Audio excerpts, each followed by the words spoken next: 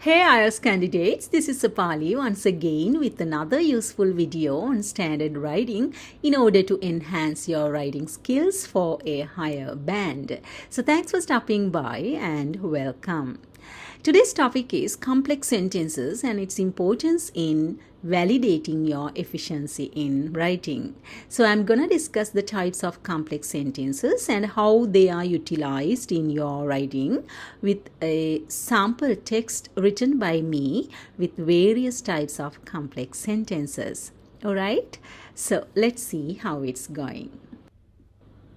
What is a complex sentence? Well, before talking about complex sentences, let's talk about types of sentence structures that you may use in English. Well, we have four types of sentence structures. They are simple sentences, compound sentences, complex sentences, and compound complex sentences. Now let's see how you can identify a complex sentence by its structure. Well, if there's one independent clause with at least one dependent clause, it's a complex sentence. Simple as that. Alright? Now let's see what these clauses are with some examples. Well, do you know the difference between a phrase and a clause? A phrase is any collection of words that behaves like a part of speech, like a noun phrase, adjectival phrase, or adverbial phrase. On the other hand, a clause is any noun phrase plus a verb. They can be sentences, but they don't always have to be. Right? So complex sentence is a combination of two or more clauses. Got it?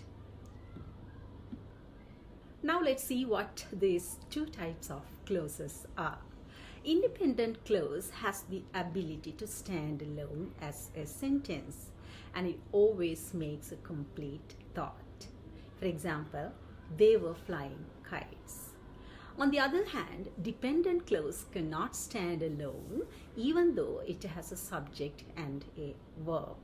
For example, although it wasn't windy. So this clause doesn't make any sense because of the attachment of the subordinating clause although. So we need to join it with an independent clause to make sense and to make a complex sentence. All right?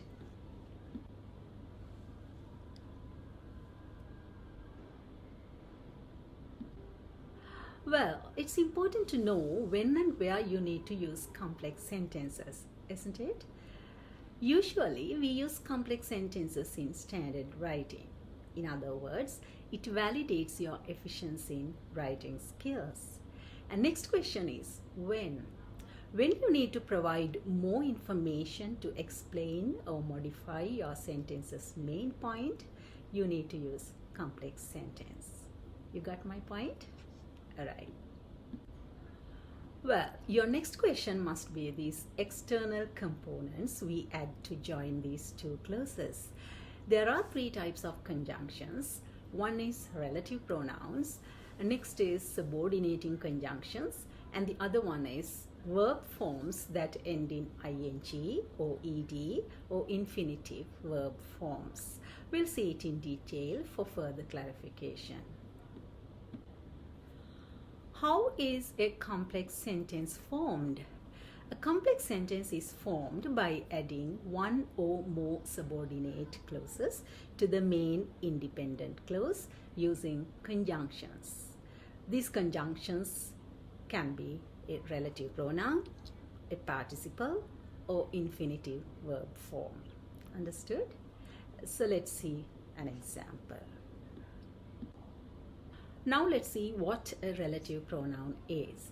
A relative pronoun connects an independent clause to a dependent clause, making a complex sentence.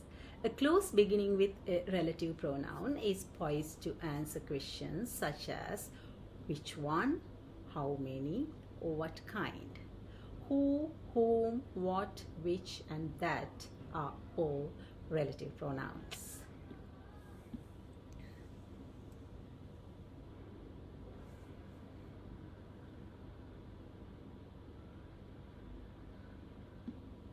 First of all, let's see what subordinating conjunctions are. A subordinate conjunction performs two functions within a sentence. First, it illustrates the importance of the independent clause. Second, it provides a transition between two ideas in the same sentence. The transition always indicates a place, time, or clause.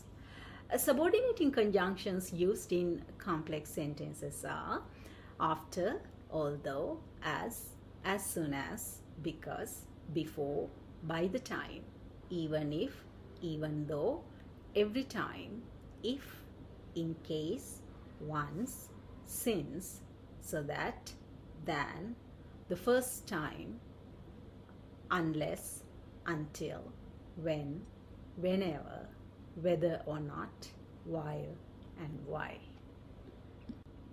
Next type of subordinating conjunction is participle verb forms and infinitive verb forms. First, let's take present participle form and past participle form. Example, finding the front door locked, I went round the back. Here, the conjunction finding is the present participle or ing verb form.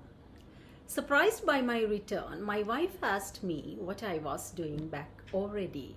So here the conjunction surprised is the past participle form or the ed form. Now let's move on to the last two verb forms, perfect participle verbs and infinitive verb forms. Example, having reached the ground floor, I went up the stairs to get my keys. Here having reached is the perfect participle verb form. To exercise every day is his passion. So here to exercise is the infinitive or to verb form. Now let's see a sample answer I prepared for an Ielts question, and do focus on the different complex structures I've used in the text. I was recollecting the gingery, robust, youthful body which has transfigured to a withered rose, ready to depart from its stem. He had lost his color as the cancerous cells in his body have swallowed his vitality until the veins ran dry. It appeared as a science fiction story in which radiation metamorphoses people into weird creatures. Nature in her insidious way has encroached upon me with a hindering breeze that swells into little tornado, trying to carry away the sheets of my ceiling that are stirring at the river bed. I used to watch this same piece of nature over and over again since I am engrossed with its beauty, which helps calm my literary exhausted mind.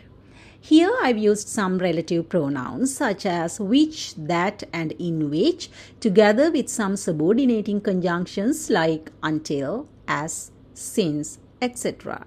I've also used present participle form, trying. Hope this video would be helpful in shaping up your writing skills in order to score a higher band you aspire to. Also, I recommend you to follow my previous video on Ielts writing skills, and the link is below in the description box. Keep in touch and don't forget to like, share and subscribe to this channel and click the bell icon for future updates. Bye for now.